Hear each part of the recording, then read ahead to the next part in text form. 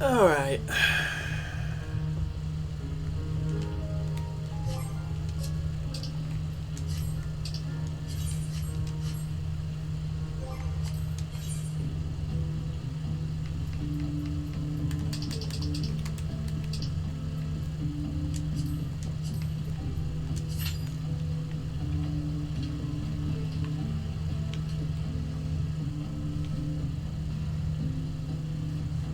So we'll queue that, and in the meantime,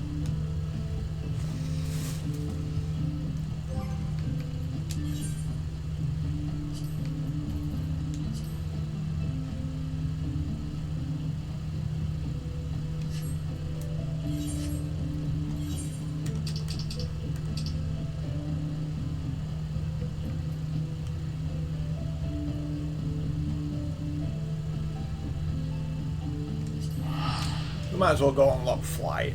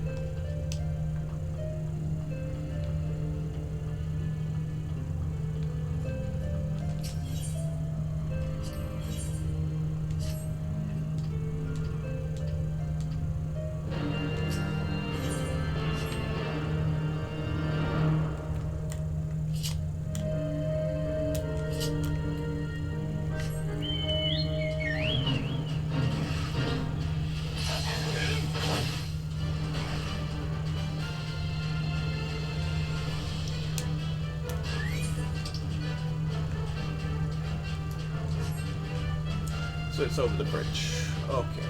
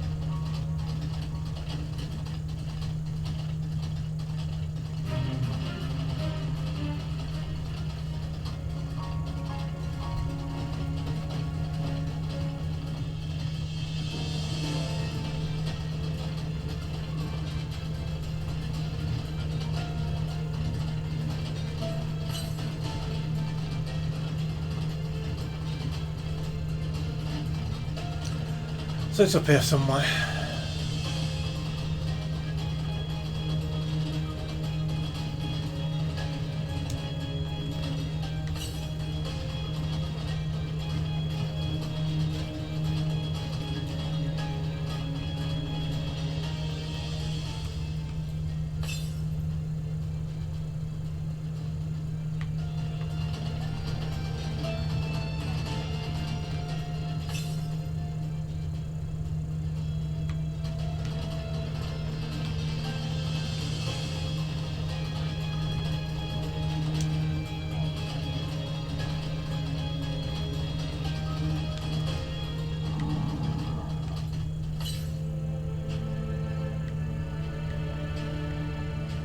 There it is.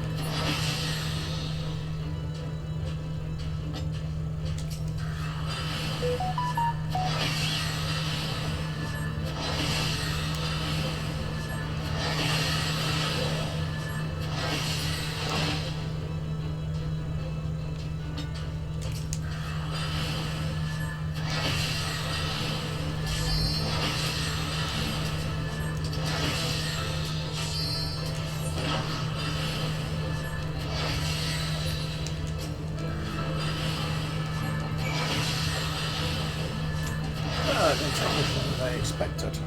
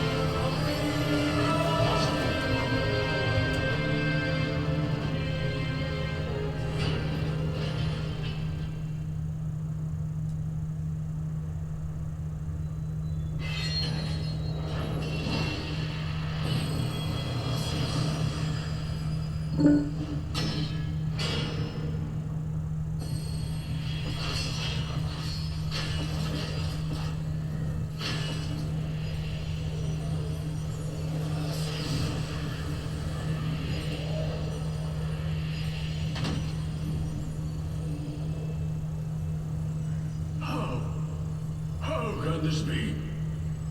A millennium of prayer and the eye's power combined, and still you stand.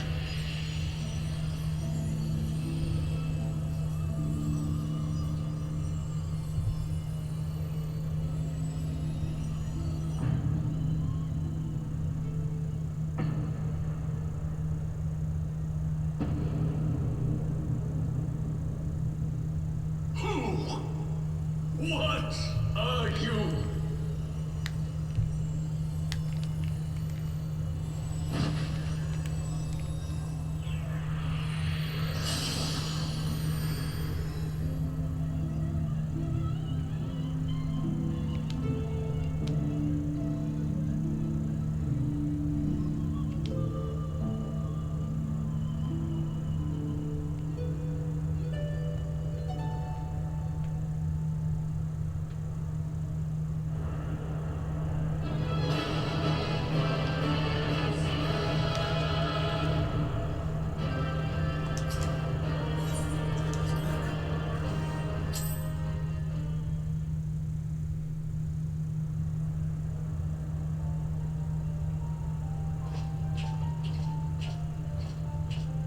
Over then.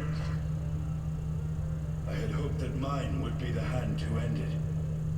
But knowing you, there was little chance of that.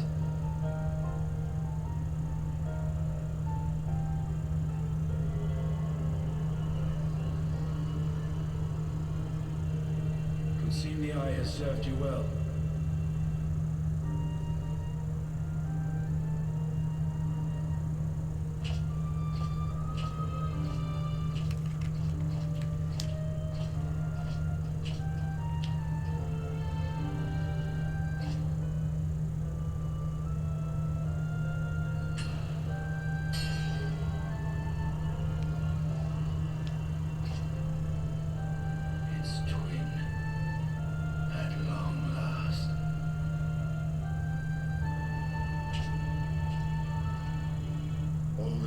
Is to take them beyond the reach of man and dragon both.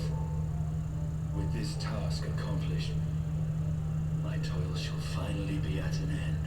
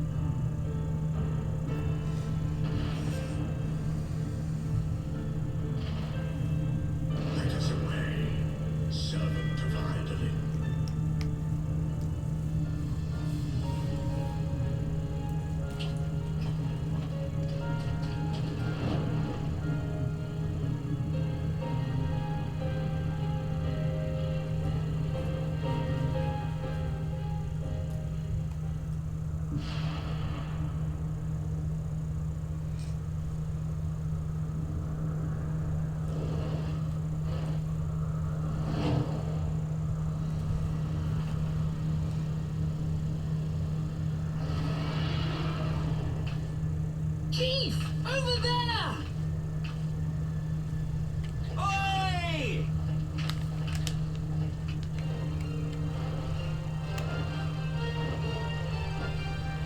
Haha! God damn it, do you always have to cut it so bloody close?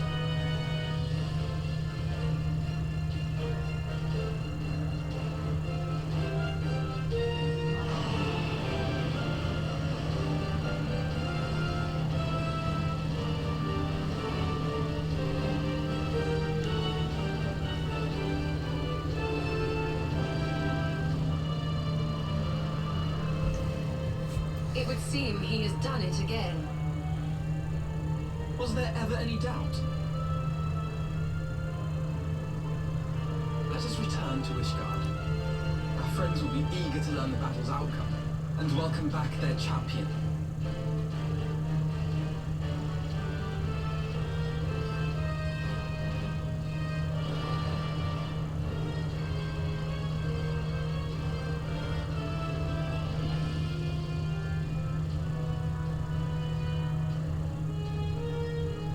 Justinian.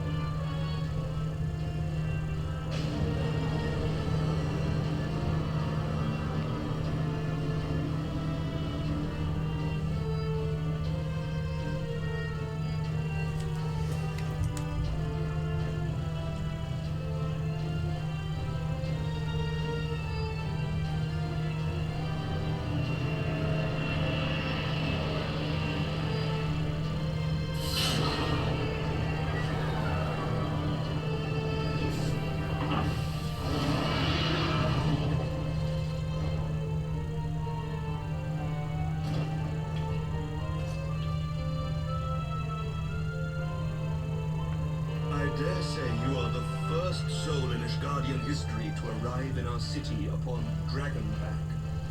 This scene shall be remembered for 1,000 years to come.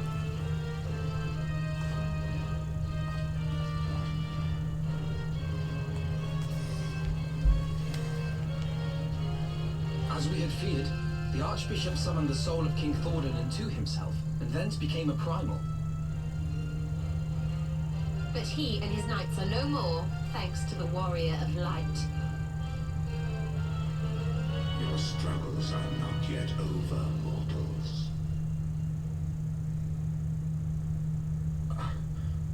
Whom do I have the pleasure? I am Midgard Sormer. I have journeyed with Hydalin's champion and observed his deeds in the conflict between man and dragon.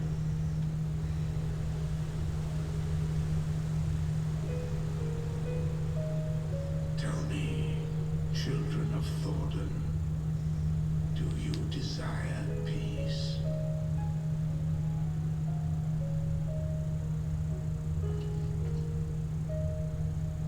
My people have committed unspeakable atrocities against dragonkind, even against our own.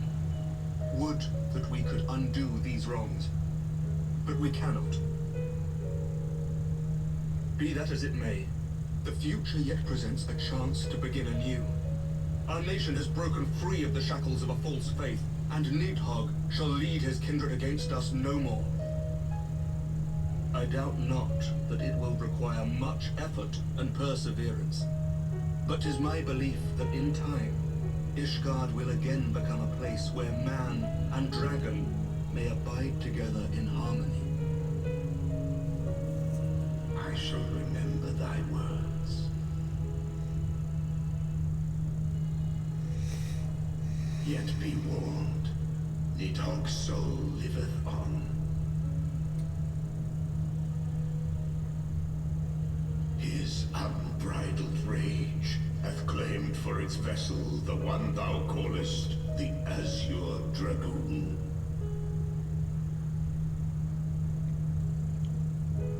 Astinian. Doubt not but that Nidhogg will call out to shall answer him. Steel yourselves, for the true test is yet to come. Come what may, we will never cease to believe. Upon the souls of they who have sacrificed themselves to pave the way for peace, we will never abandon our cause. 1,000-year war cannot be ended in a day. It may take generations. What thou dost begin, thy children must continue.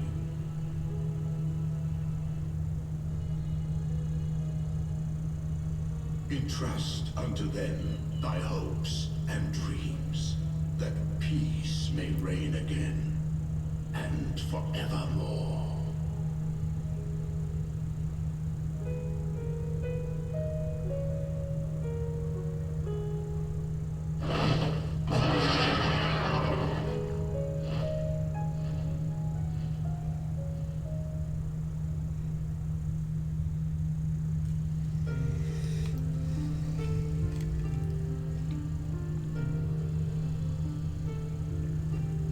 And that's Heavensward done.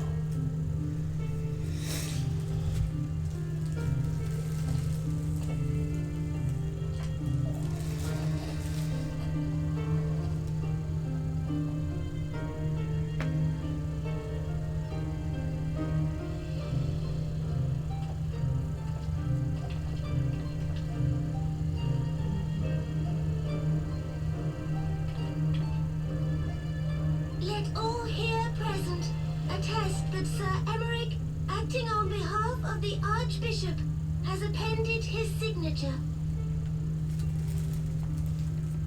I do hereby declare that from this day forth, the Holy See of Ishgard shall once more be counted a member of the Eorzean Alliance. Let our nations move forward as one and stand united against the Garlean Empire.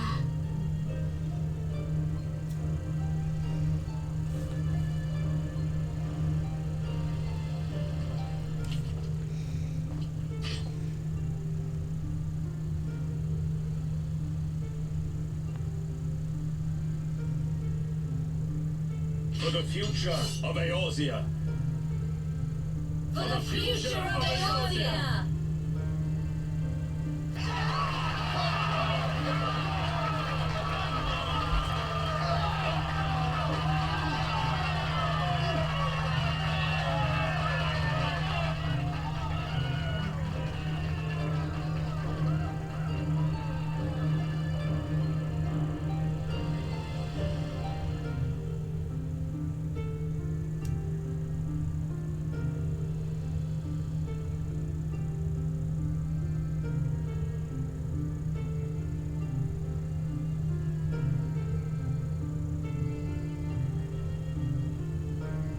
There you are.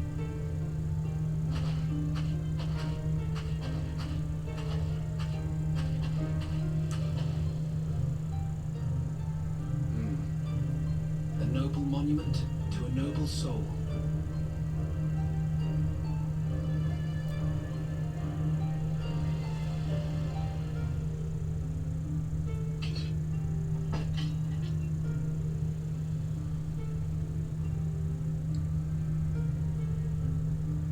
From here, Lord Orshafon can watch over all of Ishgard.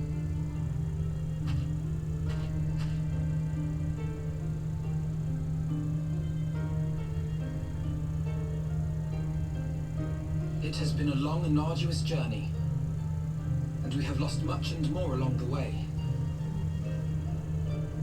Yet come what may, we must stay true to our purpose and press on. That's right, you two. It's high time we got back to rebuilding the Scions. Which means we're going to need money! And lots of it!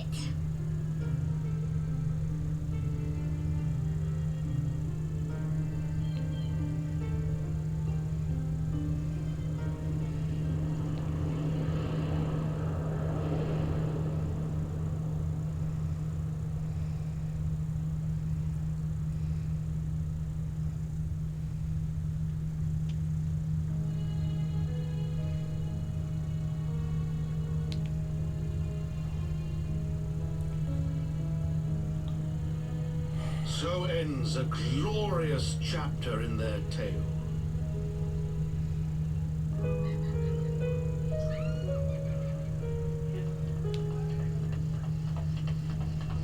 However, tumultuous days yet lie ahead for Ishgard.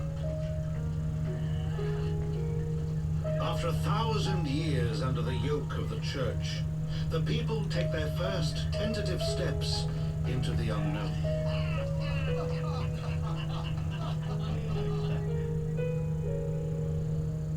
And though they spy a glimmer of peace upon the horizon, Nidhogg's vengeful shadow yet remains to darken the way. Be that as it may, so long as the young commander of the Temple Knights and his heroic companions are there to guide them, the people may hold fast to hope. The hope that one day true peace will return to Ishgard, and that man and dragon may live in harmony once more. Let the deeds writ herein never be forgot, that they may inspire generations yet unborn to strive ever heavensward.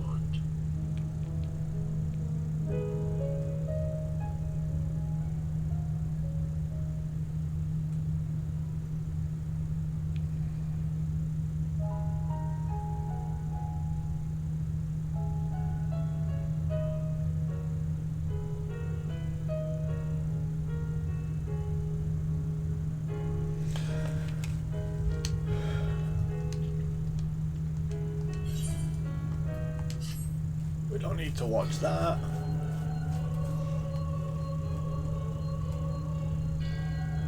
Solar Brea and Igaeorn have fallen.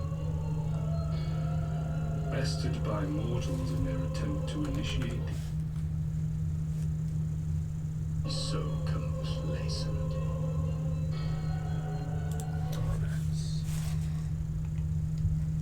The consequences. Without intervention, the balance between light and darkness will begin to shift, placing our mission in jeopardy.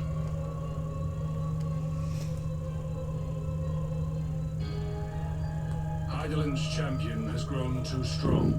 His might encroaches upon the realm of gods. Equilibrium must needs be restored. The time has come for you and yours to join the fray. Warrior of Darkness.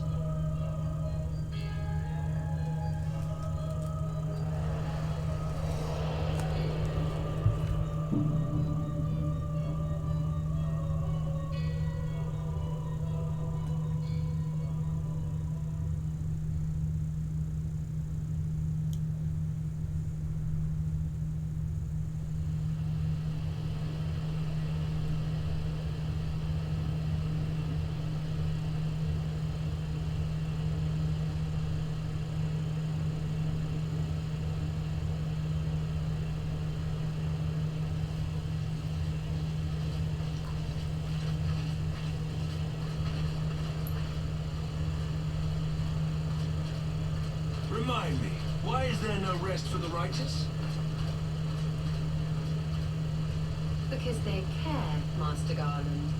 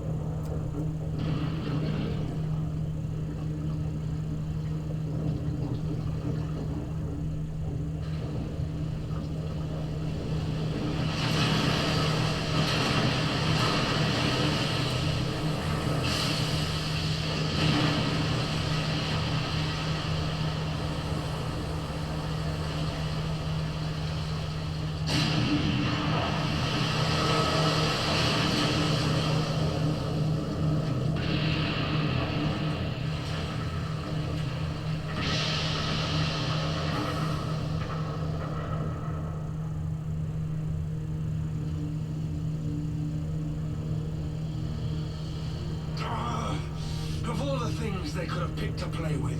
That's not a toy, you bloody fools, it's a primal!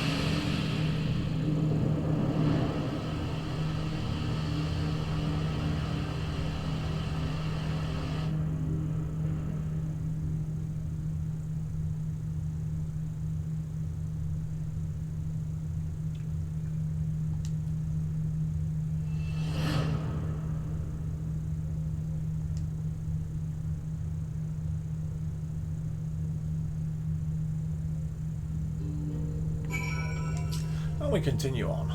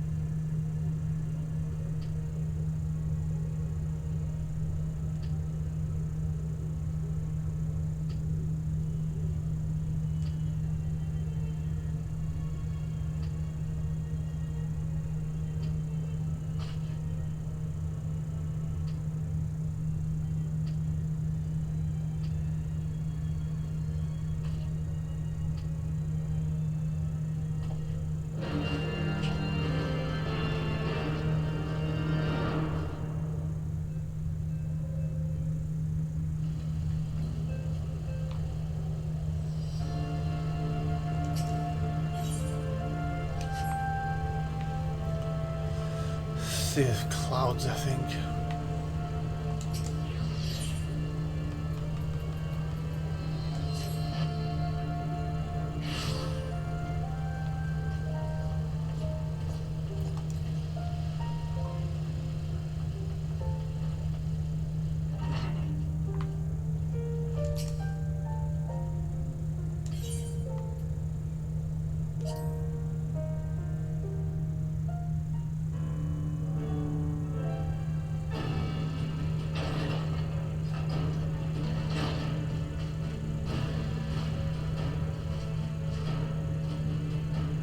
Thank you for coming. I wish to speak with you both in a place where privacy was assured. We quite understand. What was it that you wished to discuss?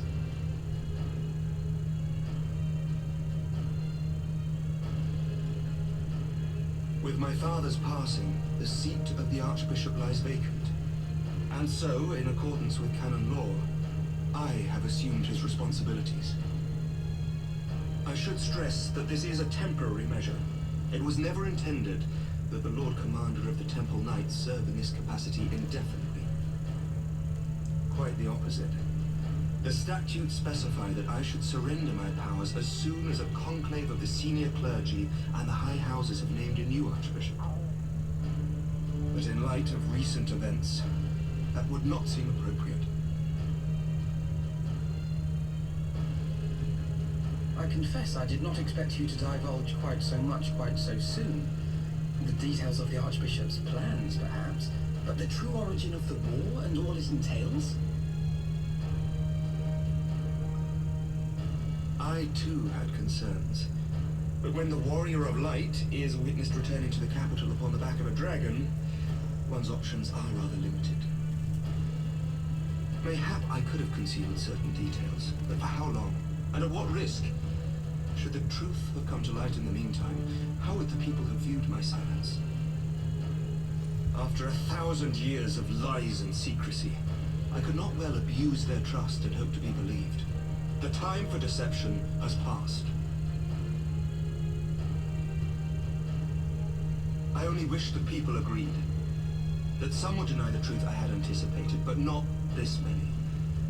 And among the few who acknowledged that my father had to be stopped, no small number questioned our methods.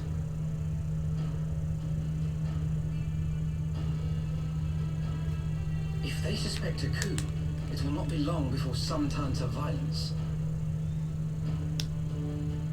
It has already begun, and that on both sides. Men and women of the cloth are being harassed in the streets. Some have even been assaulted in the broom. Hilda and her people have formed a watch to help us maintain order, but such measures will not prevent the unrest from spreading. For all our talk of peace, the people remain frightened and confused. For their sake, we must bring the Dragonsong War to a definitive end.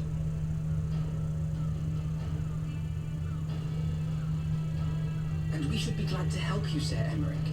But what precisely would you have us do?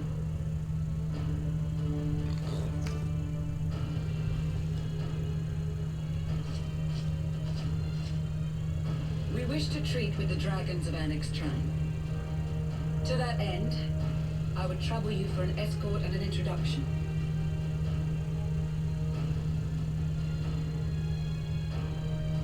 Annex Trine? You would speak with Vidofnir then? We must needs open a dialogue between our peoples. Acting as my representative, Lucia will extend an invitation to their leader, that she might visit us here in Ishgard. Were she still with us, I would of course have beseeched Isel's assistance in this matter. But as she is not, I must ask that you aid us in her stead. Will you do us this favor? Of course I will.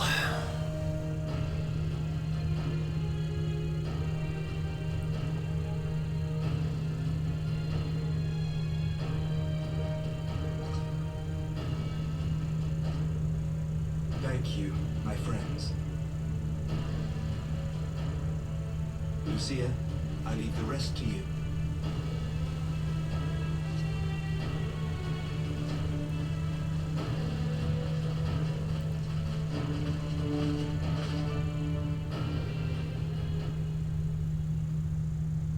In the wake of the Archbishop's fall, the nation of Ishgard trembled, the faith of her people shaken to its very core.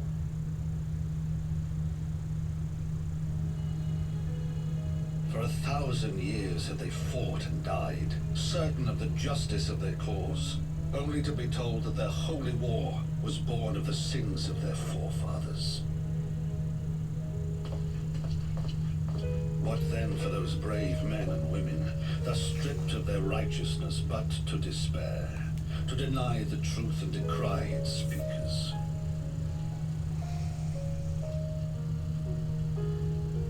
And what then for those whom they defamed but to hope on, to have faith in a brighter tomorrow?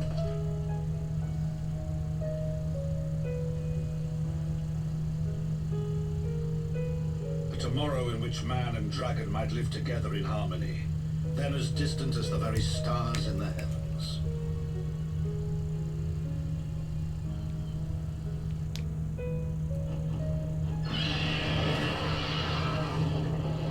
Yet while we dared to hope, deep within his lair the enemy lay, gathering his strength.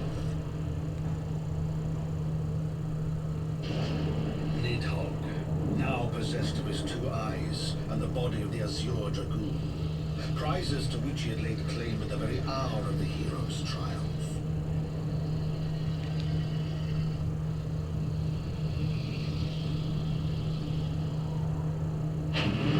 As desperately as we sought the solace of peace, the great worm craved the misery of war.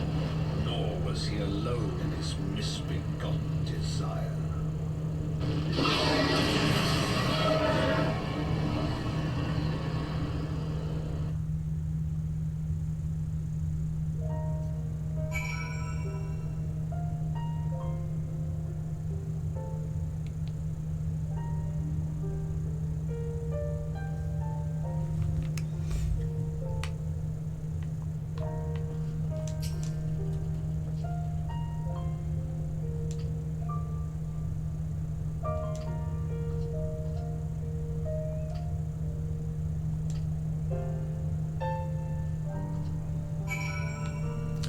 And that's it for today. We will see you in the next one. Thanks for watching and goodbye.